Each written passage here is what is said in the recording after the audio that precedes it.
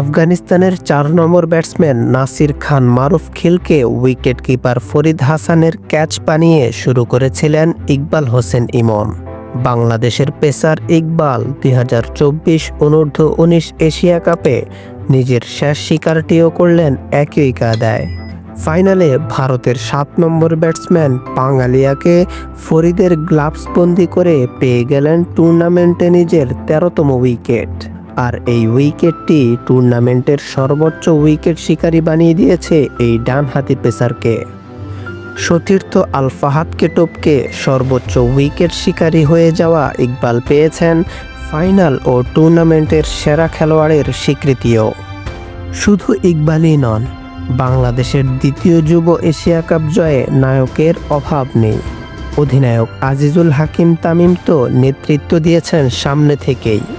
আফগানিস্তানের বিপক্ষে এক প্রান্ত ধরে রেখে দারুণ এক সেঞ্চুরি পেয়েছিলেন। আজিজুলের ব্যাট হেসেছে নেপাল ও পাকিস্তানের বিপক্ষেও। ওই দুই ম্যাচে করেছেন ৫২ ও ৬১ রান, দুবারই ছিলেন অপরাজিত। টুর্নামেন্টে বাংলাদেশ অধিনায়কের মোট রান ২৪০, তার চেয়ে বেশি রান করেছেন শুধু পাকিস্তানের শাহজাইদ খান।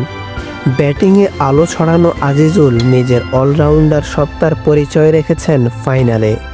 ভারতের শেষ ৩টি উইকেটেই নিয়েছেন স্পিন বোলিংয়ে। ইকবাল ও আজিজুলের কথা আগে বলায় রাগ করতে পারেন আল ফাহাদ। এই ডানহাতি পেসার বলতেই পারেন, কি আশ্চর্য, ফাইনালে ওঠাতে আমার কি ভূমিকা সেটি ভুলেই গেলেন। ফাইনালের আগে টুর্নামেন্টের সর্বোচ্চ উইকেট শিকারী ছিলেন ফাহাদই। প্রথম ৪ ম্যাচে ১০ উইকেট নেওয়া ফাহাদকে ফাইনালে টপকেছেন ইকবাল। আফগানিস্তানের বিপক্ষে ৩ উইকেট নিয়ে শুরু করা ফাহাদ নেপালের বিপক্ষে ২ উইকেট নেওয়ার পর শ্রীলঙ্কার বিপক্ষে নেন ৪ উইকেট। পাকিস্তানের বিপক্ষে সেমিফাইনালে ১ উইকেট পেলেও ৮ ওভারে দিয়েছেন মাত্র ২৩।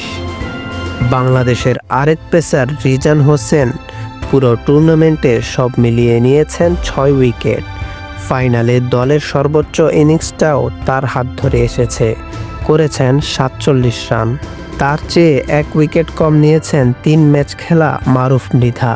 এই বাঁহাতি পেসার ফাইনালে ভারতের বিস্ময় বালক বৈভব সূর্যবংশীকে ডানা মেলার আগেই ফেরত পাঠিয়েছেন। বোলারদের টুর্নামেন্টে বলতে হবে বাংলাদেশের ২ ওপেনারের নামও। কালাম সিদ্দিকী ২৫০তে করেছেন বাংলাদেশের হয়ে দ্বিতীয় সর্বোচ্চ ১৬২ রান। আরেক ওপেনার জাওয়াদ আবরার শেষ ৪ ম্যাচে ভালো শুরু এনে দিয়েছেন দলকে, সব মিলিয়ে করেছেন ১২০ রান। Middle order batsman Mohammad Shihab James ফাইনালেই খেলেছেন টুর্নামেন্টে নিজের সর্বোচ্চ ৪০ রানের ইনিংস, তবে সেটি তাকে দ্বিতীয়বার এশিয়া কাপে চ্যাম্পিয়নের পদক এনে দিয়েছে। পরপর ২ বছরে ২বার এশিয়া কাপ জিতেছেন ইকবাল, মারুফ, রফিউজ্জামানও। স্কোয়াডে আছেন আরেকজনও, আশরাফুজ্জামান।